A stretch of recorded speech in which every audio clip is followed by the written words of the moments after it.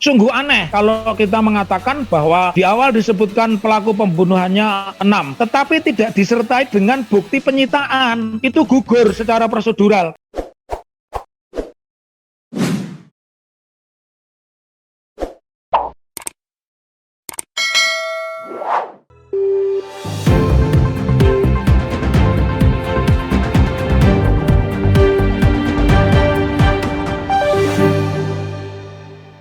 Saya akan melihat sudut pandang ini dari praktek hukum pidana sebagaimana yang kita pahamkan yang di dalam SPP atau Sistem Peradilan Pidana. Nah, saya mengawali buku ini buku yang sangat dahsyat ya.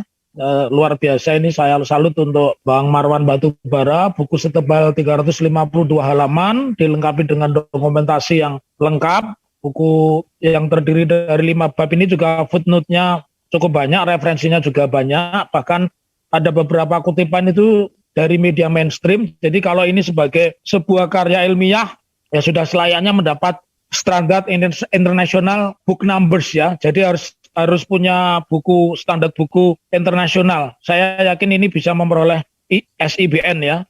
Terus tadi di awal ada kalimat tentang keterlibatan TNI. Saya mengatakan ini ada kerancuan yang sangat dahsyat. Tentara itu namanya disebut National Guard, itu mestinya keberadaannya bukan berada di gangnya Habib Rizik Syihab, di Petamburan ya. Mesti medannya medan pertempuran, salah barangkali perintahnya.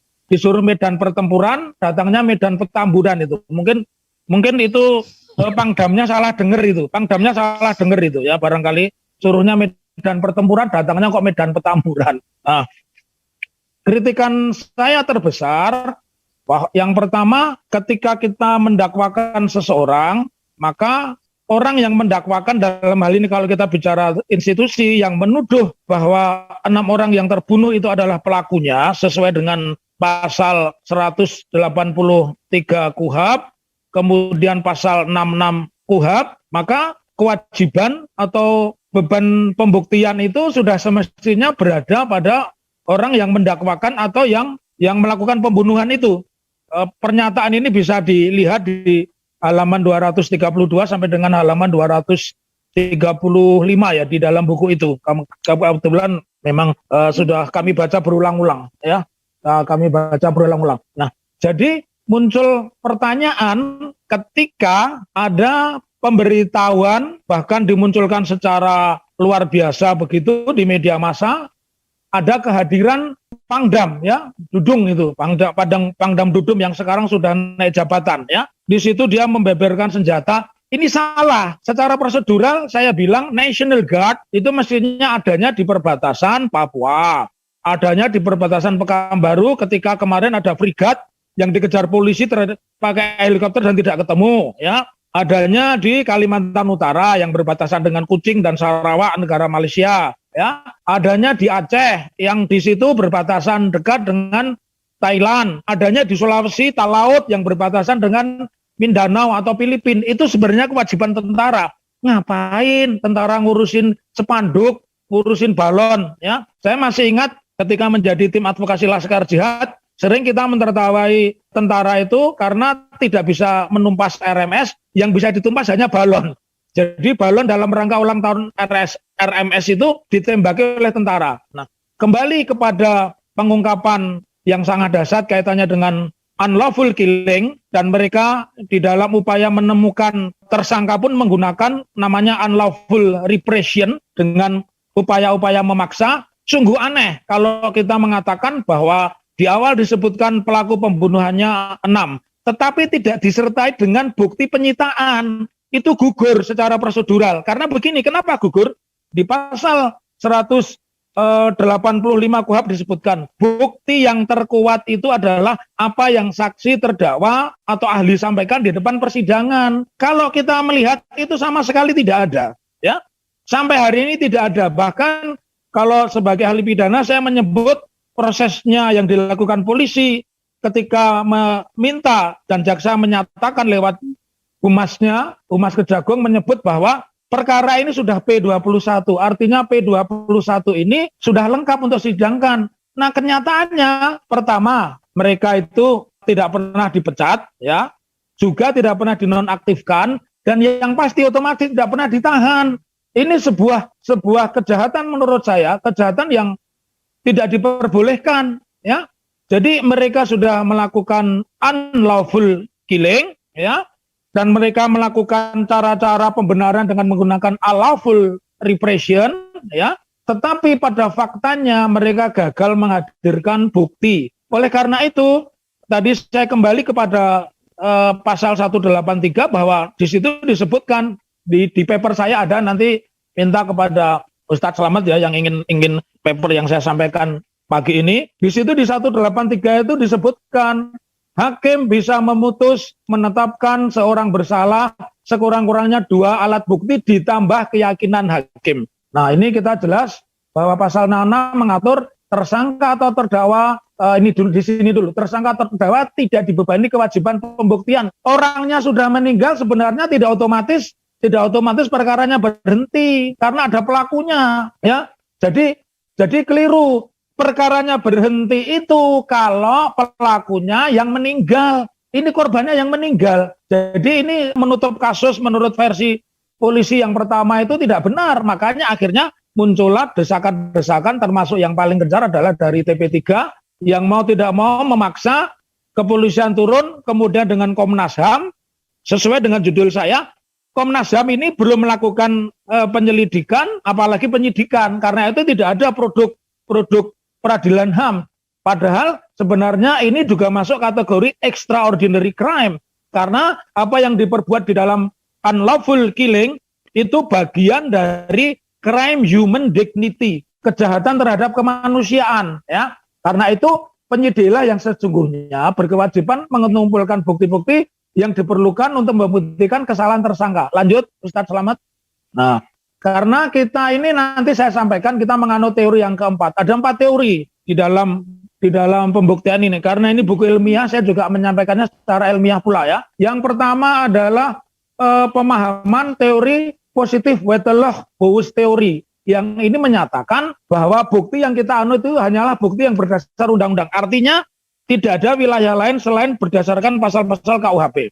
Kemudian yang kedua, conviction intim, di mana satu pembuktian untuk menentukan salah dan tidaknya terdakwa semata-mata dinilai hanya berdasarkan keyakinan hakim, ya. Kita menganut teori gabungan karena di dalam peristiwa Jessica, kopi mau Jessica itu hakim menggunakan 2 teori. Lanjut, Ustadz Slamet. Kemudian ada di situ conviction ration, di mana teori ini menekankan pada keyakinan seorang hakim berdasarkan alasan yang jelas. Nah, yang keempat nih, ini yang kita pakai nih, negatif Wetterloch-Bowes teori. Teori ini merupakan satu percampuran antara pembuktian conviction rationing dengan sistem pembuktian menurut undang-undang secara positif atau positif Wetterloch-Bowes teori, ya. Di mana teori ini menyebutkan salah sah, tidak salah dan tidaknya terdakwa seseorang terdakwa berdasarkan keyakinan hakim dengan cara dan alat bukti yang menurut undang-undang, dan inilah yang dianut di pasal 183 dan pasal 166.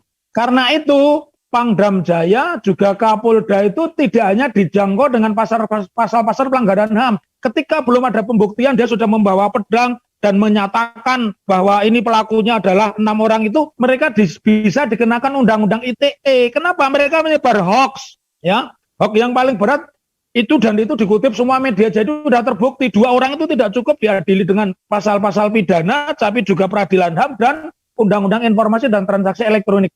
Kita kembali sekarang, hukum acara pidana kita ini mengenal pembuktian berdasarkan negatif Wetterloch, ya, dengan mendasarkan pada pasal 183 KUHP. Lanjut, Ustadz Slamet.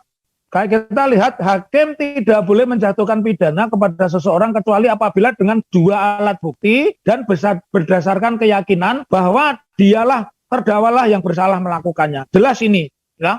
Lanjut, screen berikutnya. Karena itu kita juga menganut asas lain, ya, ini yang di dalam bahasa Latin, in genere quid dicit save actor save reus nece as probat, yang artinya siapapun yang membuat tuduhan harus membuktikan. Ini begitu yang kita anut. Jadi kalau mereka menuduh pelakunya kemudian membawa alat bukti dan tidak ada berita acara penetapan dari pengadilan, maka itu semua kategori hoax. Jadi hoax yang paling berbahaya itu hoax yang dilontarkan oleh negara. Dan menurut Rocky Gerung, yang paling aktif, paling berpeluang membuat hoax adalah negara. Dan ini sudah terbukti bukan hanya di dalam peristiwa-peristiwa yang lain, peristiwa pidana pembunuhan pun mereka pakai itu. Next screen. Nah, oleh karena itu untuk membuktikan tuduhan tersebut, ya, telah melakukan upaya pembunuhan dengan menggunakan senjata api, ya, maka jangan lupa pasal 184 ada 5 alat bukti, salah satunya adalah bukti, keterangan saksi, keterangan ahli, dan petunjuk. Nah, kalau memang meyakini itu harus berdasar 183, yang sebelum 183 adalah menggunakan 184, 2 alat bukti. 2 alat bukti itu tidak ada, karena sudah dibeberkan di dalam buku ini, mereka ini orang miskin semua. Itu, ya Allah, itu harus banyak bertobat sebelum nanti dihukum itu polisi-polisi itu ya. Karena ini anaknya orang susah semua. Kalau saya lihat baca bukunya itu menangis ya. Jadi sahabat-sahabat, ketika menerima buku jangan lihat covernya, dibaca buku per halaman ya, sampai pada kesimpulan. Anda akan nangis itu. Lihat pembuktian yang disampaikan oleh Abang Dr. Marwan Ja'far ini. Lanjut Marwan Batubara, maaf, Marwan Batubara. Nah, kemudian para pembunuh ya dan atau Polda Metro Jaya tidak akan bisa membuktikan, meskipun hanya bukti awal yang minimalis sekalipun tidak bisa, karena bukti itu secara hukum pidana kita tidak diterima. Disebut bukti itu kalau sudah ada penyitaan dari dan dikuatkan oleh penetapan hakim, ini loh bukti. Mereka itu seenaknya, bahkan ada beberapa di situs YouTube maupun snack video itu ternyata itu senjata apinya konon dari Jawa Timur. Ya maklum, Pangdamnya kan Kapoldanya kan sebelumnya Kapolda Jawa Timur ya. Jadi untuk bukti saksi yang dimiliki hanya saksi sesama pembunuh kalau